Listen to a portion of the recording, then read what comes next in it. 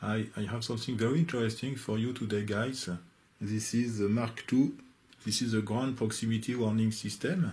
This device permits to give oral warning messages depending on some critical situation of the aircraft. For example, if the altitude is too low, and so on.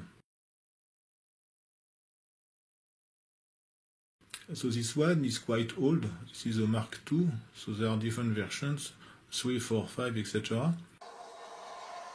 This thing is quite heavy, maybe 3 or 4 kilos. On the rear there are 3 connectors, and here on this sticker there are the various patents.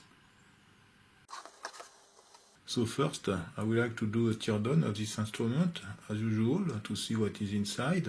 On the second time I would like to power on this thing and activate the self-test in order to hear the different oral messages. After that, I would like to build a control panel with different synchros, potentiometers, switches, and so on, in order to simulate the various parameters of the aircraft and to verify if this instrument delivers the warning messages according to various situations.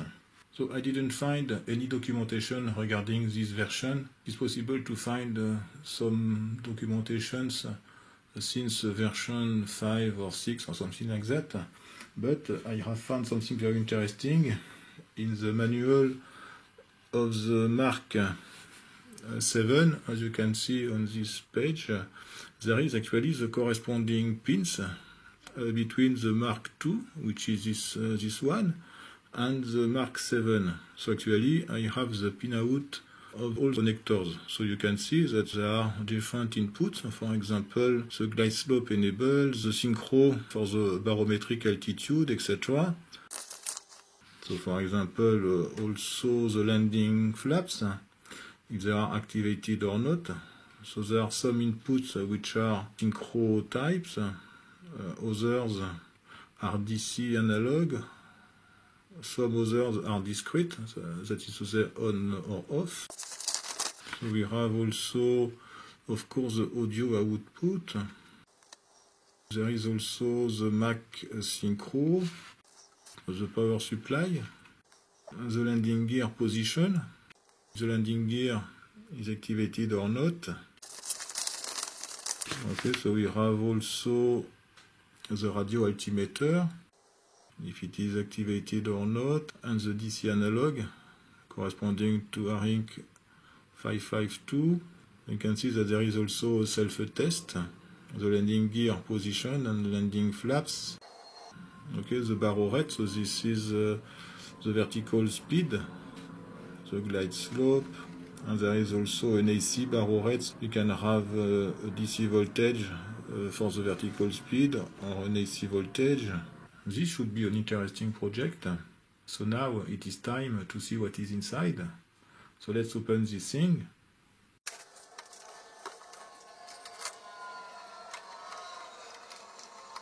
Okay, the warranty is void.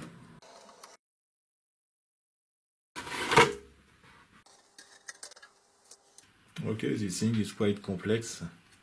As you can see, we have several PCBs, and as you can see, with the reflection of light, there is a very thick conformal coating.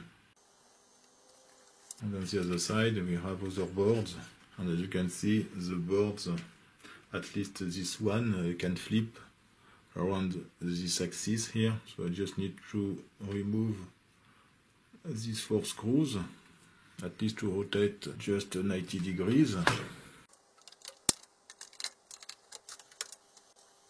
Oh, we have other boards, as this thing is very complicated.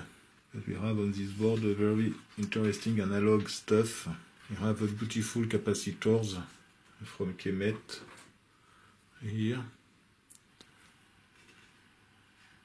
We have several op-amps. I tried to read the part number, but it seems difficult. There is a specific reference with the 28510. That code is 87.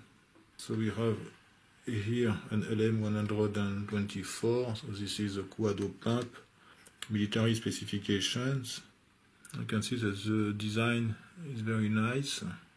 On the middle board here, there are also different ICs, so I don't know this reference, MC668. So this is also a particular part number with a specific reference.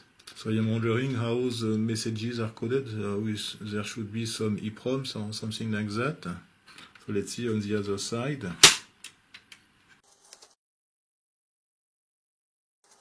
Okay, we can see on this board, it seems that we have several large ICs. So these are probably the EEPROMs with the oral messages. So let's remove this board.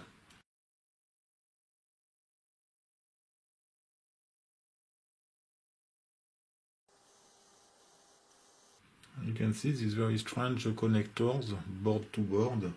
This is a kind of hermaphrodite connectors. There are some pins which are positioned at 45 degrees. And effectively we found 3 EEPROMs here. So the oral messages are probably coded into these EEPROMs. There are 2764, 8 kilobytes each. So there is no microcontroller or microprocessor inside. So everything is done by analog way.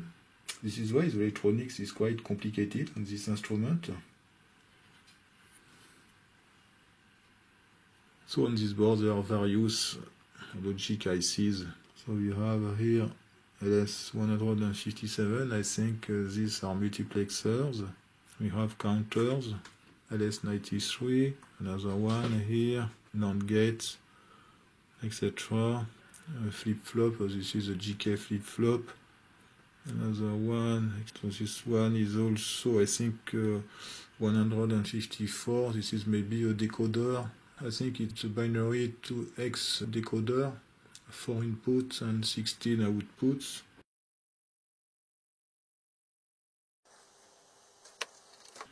And we can see this board. The board also is full of logic ICs.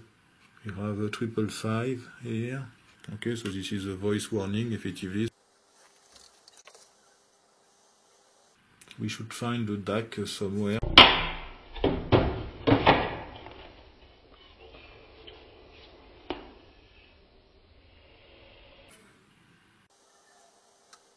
It is not on this board. Okay, I will reinstall this board. So I hope that this thing works, because due to the number of parts, a failure is always possible. Okay, so let's have a look on this one. Look at that. So we have the power supply on the left. Now we have a very nice IC. This package is not common. It is like a very big TO99. This is the military part, and we have the 883B.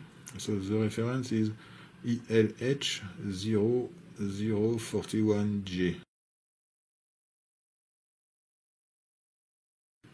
We have 2 small transformers here from Microtran. This can be Scott transformers, maybe if there is a synchro output for something, but I don't know. You can see a strange arrangement here with these 2 transistors in TO66. There is a small PCB in between with 1 transistor and 1 capacitor.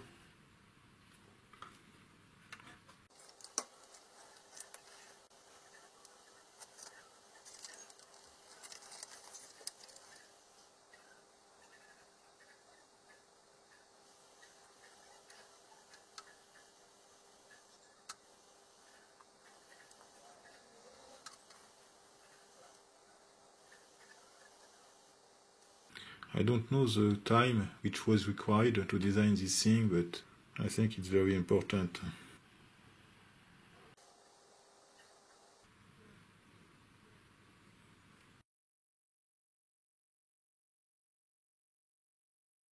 And on the rear of this instrument we have a small small circuits, probably for power supplies or something like that. We have 2 transistors here in TO66, 1 trimmer, and there is also a small PCB on this area here with an IC. So it is strange to find this thing.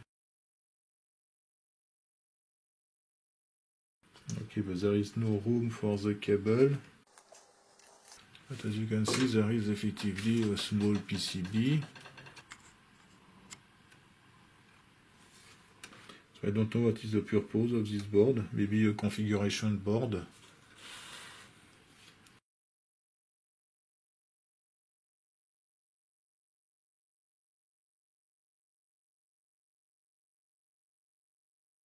And this was the first part of this ground proximity warning system. Next time I will try to supply this thing and to activate the self-test. Thanks for watching and see you next time. Bye bye.